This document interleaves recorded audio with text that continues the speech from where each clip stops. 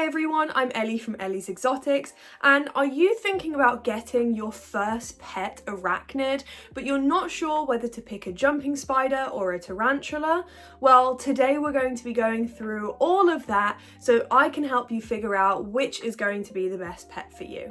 I'm going to go through the pros and the cons of each animal, but there are lots of different species when it comes to jumping spiders and tarantulas, so I'm going to be referring to the Phidippus regius jumping spider and the Brachypelma hamori tarantula, as these are considered the two beginner arachnids that people tend to go for. So let's get right into the video. Let's start with jumping spiders and all of their pros. I love jumping spiders and I cannot recommend them enough. I currently have two jumping spiders and they are called Tapioca and Boba. The first thing that I love about jumping spiders is that they don't take up a lot of space within your house. Generally speaking, you're going to want an enclosure that is taller rather than longer. So a 8" by 8" by 8" cube is the minimum. Mine are slightly bigger than that, and these guys will utilize any space that you give them, and they're not going to have any issues if you do give them a bigger enclosure. Pro number 2 is that jumping spiders are incredibly personable. Each one has their own personality and they will react to you in different ways. They will turn around and look straight at you because they have amazing eyesight. Pro number 3 is that jumping spiders are also very handleable. They will come out and choose to sit on your hand, but if they don't at first, they are a type of arachnid that you can somewhat train. They will get used to you over time and will end up crawling out onto your hand to hang out with you. And pro number 4 is whilst they do this, they are unlikely to bite and they will not kick their hairs, which means that you won't have any irritation on your skin during handling. The only thing that might happen whilst handling is that they will jump away.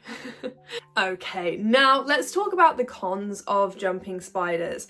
So con number 1 is that jumping spiders do need a higher humidity than the tarantula of my choice for this video. I miss their enclosures once a day and I usually spray the substrate. Now with jumping spiders, because they are so small, misting can be a difficult task because sometimes they can actually get stuck inside of the water droplets and drown. So that's why I generally mist towards the bottom of the enclosure where they can drink from that, rather than the top near their web where they might possibly get hurt. Con number 2 is that jumping spiders have an incredibly short lifespan.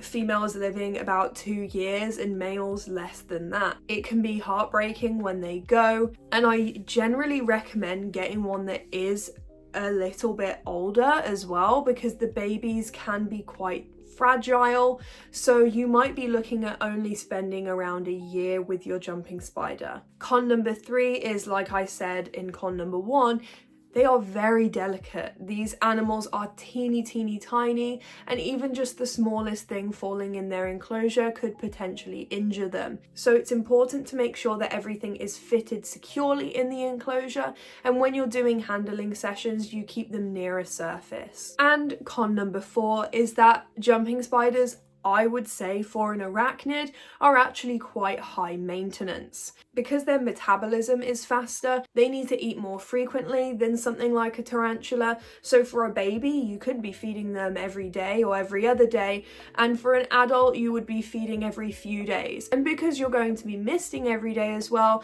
if you wanted to go on holiday, then you would need someone to come in and look after them, compared to tarantulas. So that's all of the pros and cons for them. Now let's talk about the pros and the cons of tarantulas. And pro number 1 is that they're low maintenance. If you wanted to go on holiday for a few days and leave your tarantula, they would be absolutely fine. If you have an adult, your tarantula is going to be eating possibly every 2 weeks. And if you go for a Brachypelma hamori or a Mexican red knee, they are not going to need misting. They are a arid species, so all you would need to do is fill up the water bowl and you can go away and they will be absolutely fine in their enclosure. Pro number 2 is specifically Brachypelma hamori. They get to a very good size, so they're very easy to see and appreciate. Compared to jumping spiders, they are absolutely teeny tiny, and especially if you have a baby, you need a magnifying glass to be able to see them sometimes. So that's why I love tarantulas. When they're out and about, you can see that they're out and about, and they are a really impressive animal. Pro number 3 is, I know I'm talking about Brachypelma hamori, but when it comes to tarantulas, there are so many to choose from, especially in like the beginner category. So many make great first time tarantulas, and generally their care is very simple. The main things that differ with tarantulas is usually temperament, and some of them are more prone to bite or kick hairs than others, but things like Chilean rose, Mexican red knee, Chaco gold knee, all of these are going to make a great pet tarantula. They're not going to bite, if at all, and they are very rarely going to kick their hairs. And pro number 4 is that I find tarantula colorations to be a lot prettier than jumping spiders. I like jumping spiders because they've got cute little faces. I don't necessarily get them because of their colours. There isn't really much to choose from for coloration with jumping spiders, but with tarantulas, you can get some gorgeous, gorgeous tarantulas. I have a Carabiner versicolor, and she's one of my favourite. She's always out and about showing off her purples, her reds, her greens. She's just stunning. But let's talk about the cons of tarantulas now. So the first con is that they are very, very fragile. They're fragile in a different way to jumping spiders. I'm talking that if they were to fall from the top to the bottom of their enclosure and it's not adequately set up, that they could pass away. Tarantulas are basically like an egg. That's how I tell people, that's why I say you can't handle them. They're like an egg, and it's not worth the risk of hurting them, which brings me on to con number 2, that they are not a handling animal.